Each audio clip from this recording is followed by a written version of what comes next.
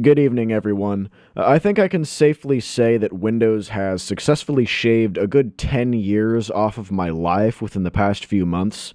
You may have been wondering where exactly I've been for the last couple days. Honestly, you probably haven't, but I'm making this video anyways. This is Windows 10.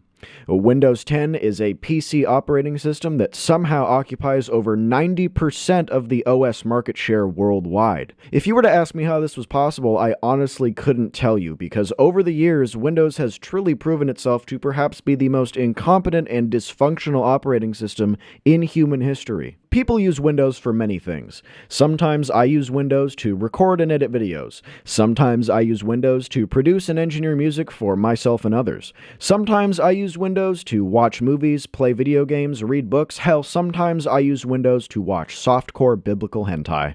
The point is, we use Windows for a lot of things. And most of the time, Windows gets the job done and allows us to do quite a bit, until it all of a sudden decides to randomly commit seppuku and break itself beyond repair, causing you to subsequently lose all of your files, applications, and any other personal content and info stored on your computer. Often this can even happen with no prior cause. Often this can happen due to a virus or malware, even though systems like Linux handle these viruses substantially better and does not completely fall apart upon encountering an error caused by said malware. A lot of people blame the computers themselves for these issues, when in reality most of them are simply due to how poorly and inconveniently Windows is set up. It has even come to the point where the singular reason why I haven't switched over to Linux is because digital audio workstations like Ableton, Pro Tools, and FL Studio are simply not reasonably operable on any distros currently.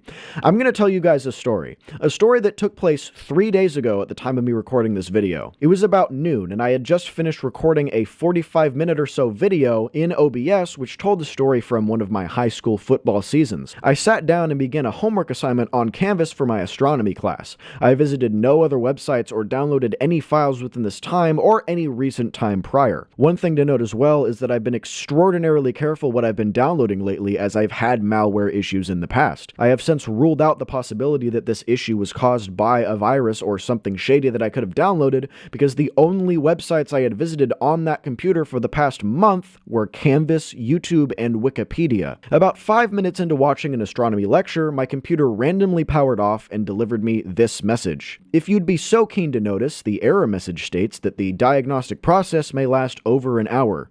Spoiler alert, it lasted far longer than that.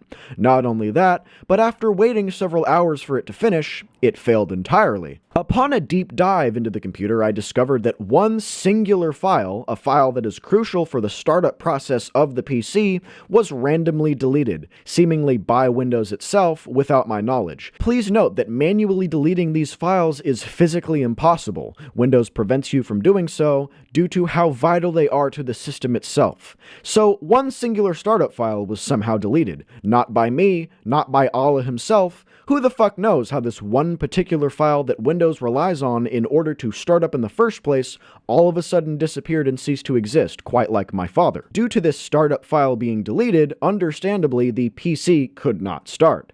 Literally every single method that Windows gives you in order to potentially fix these types of problems did not work. Did this surprise me? No. The startup diagnostic failed every single time. Every sequence of commands that you could try in the command prompt to fix this problem did not work. If you tried uninstalling any updates for Windows, it would not let you. Reinstalling and rebooting the PC entirely with or without deleting all of the files was impossible as well. The only thing I could possibly do to fix this issue was create an installation media on another device, put it onto my USB drive, and start my computer from the flash itself, performing a clean installation.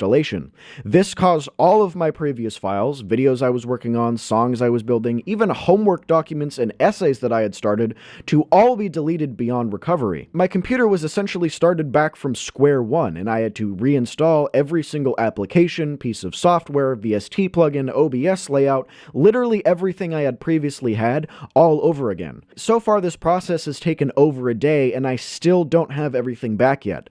But this isn't the first time I've had to do a clean installation installation of Windows. I made a video about half a year ago regarding an issue where a piece of malware rendered my computer entirely useless simply because of the way Windows was set up. After trying to fix this issue for nearly 2 weeks, contacting Microsoft support a multitude of times, and nearly giving up and simply buying a new PC entirely, I was forced to once again lose all my files and applications and perform a clean installation of Windows using an installation media created on my laptop.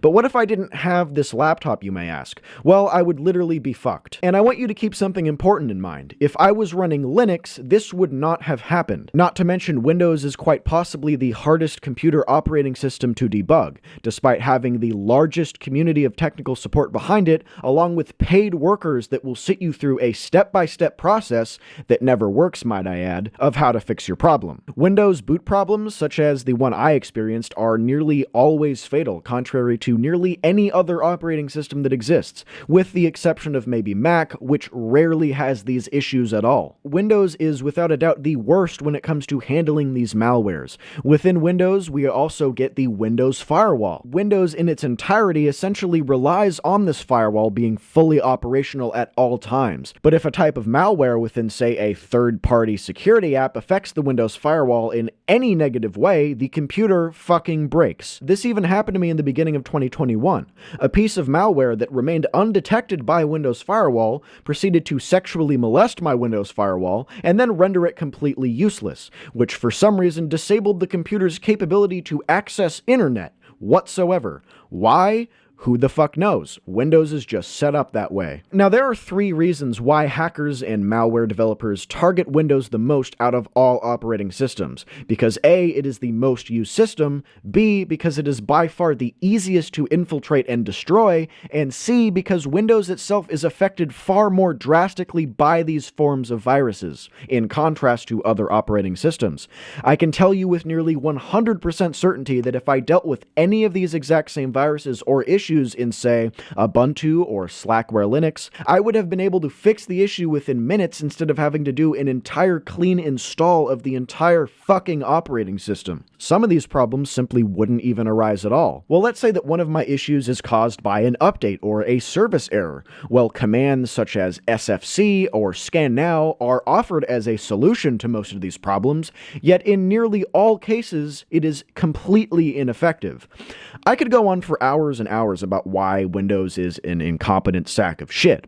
The main premise is when Windows is actually functioning, it gets the job done. Yes, it takes up far more CPU than it needs to, and yes, it handles security, privacy, and malware defense horrendously, but it gets the job done when it isn't breaking down out of seemingly nowhere. When one singular brick falls out of place, however, the entire operating system crumbles and renders your entire computer functionless. It's honestly a true shame that 3 particular pieces of software are the only things keeping me from switching to Linux, while the only thing keeping me from switching to Mac is the price and exclusivity of their hardware. So that, ladies and gentlemen, is why I haven't uploaded a video in nearly a week. I hope you all have a good one, thank you all for watching, and Bill Gates can suck my fat cock.